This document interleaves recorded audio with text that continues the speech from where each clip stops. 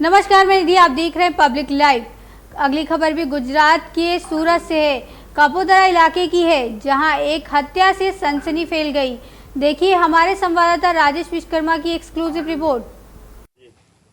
सूरत शहर के कापोद्रा पुलिस थाने की हद में लक्ष्मण नगर में जिस तरह से शराब की महफिल और शराब की हेरा फेरी खुलेआम की जा रही है, उससे कहीं ना कहीं आम जनता पर बेहद खतरा जो है वो मंडरा रहा है। जहां से हीरा कारखाने में जाने वाले युवक जो है, तमाम उन नशेड़ियों के कहीं ना कहीं जो है हमला करने का जो डर होता है, जो भय होता है, वो लगातार देखा जाता है। ऐसे में एक ऐसा मामला सामने आया है, उस मामले के बाद जो है पूरे शहर में हड़कंप मच गया है। दरअसल शाम का समय था और एक हीरा कारखाने से एक युवक जो है गुजर रहा था और उस वक्त लक्ष्मण नगर पर बैठा एक नशेड़ी जो है उस युवक के पास से शराब पीने का पैसा मांगता है और पैसे ना देने के बाद जो है नशेड़ी जो है उस युवक पर जानलेवा हमला करता है। जानलेवा हमले के बाद जो है उस युवक की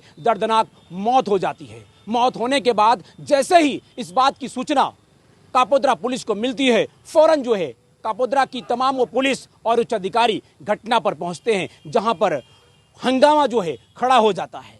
एक नशेड़ी जो है खुलेआम जो है शराब पीता है और शराब पीकर ना जाने कितने लोगों पर जो है हमला करता है। ये सबसे बड़ा सवाल खड़ा होता है कि गुजरात में जिस तरह से शराबबंदी है और शराबबंदी के बावजूद भी खुलेआम जिस तरह से शराब बेची जा रही है और शराब की हेराफेरी की जा रही है, वो कहीं ना कहीं सवाल के घेरे में राज्य सरकार से लेकर राज्य गृह मंत्री भी हैं।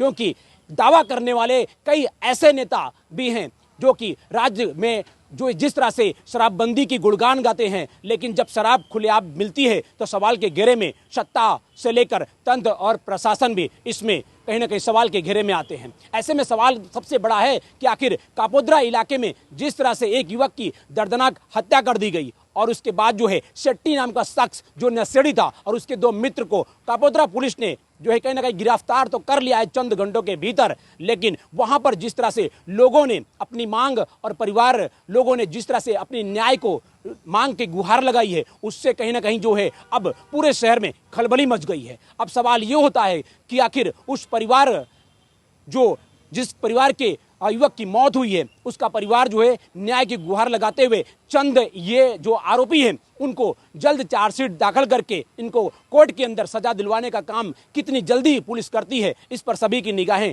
टिकी हुई है। हालांकि जिस तरह से ये घटना घटी उससे कहीं ना कहीं मानवता का शर्मसार करती हुई ये जो है घटना जो है वो अब देखी जाती है। तब तक के लिए आप देखते रहिए पब्लिक लाइव। हत्या का मामला है, किसने की है और आरोपी की तरफ? इसमें आरोपी जो मुख्य आरोपी जो रेड्डी है जिसने चाकू मारा, उसको हमने कल रात को विदिन 15 मिनट्स उसको अरेस्ट कर लिया था। हमारा जो हम एरिया में पेट्रोलिंग रखते हैं, वॉच रखते हैं डी स्टाफ के हिसाब से, तो एरिया में हमने उसको आरोपी को पकड़ा, 15 मिनट्स के अंदर लेके आ गए। और सेकंड आरोपी जो है जिसने चाकू उसको दिया, ऐसा जो स्टेटमेंट में आया है, तो उसमें उसको भी हमने अरेस्ट किया है, अभी उसको धरपकड़ कर लिए।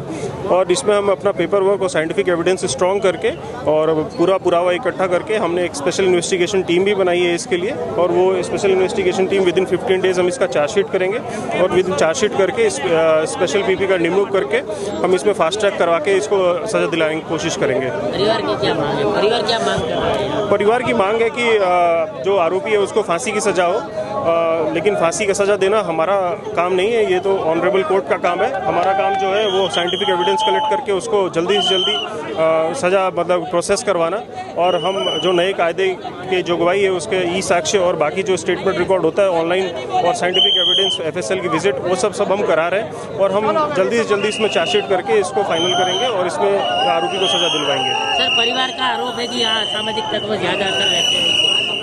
देखिए, हमारे पास ना ही पुलिस स्टेशन में और ना ही DCP ऑफिस में या फिर कहीं पे भी ऐसी कोई रजुआत, कोई एप्लीकेशन या किसी भी तरह की कोई रजुआत नहीं है जिस पे हम इस तरह का कोई अगर अभी आक्षेप कर रहा है कि हमने एक्शन नहीं लिया, ऐसा नहीं है। हमें कोई भी रजुआत मिलती है या कुछ भी मिलता है हम इस पर एक्शन लेते हैं। और ये जो आरोपी है इसको 15-20 दिन पहले हम इस पर अटकायती पगला लिया था हमने, और 151 के तहत हमने इसको अरेस्ट भी किया था।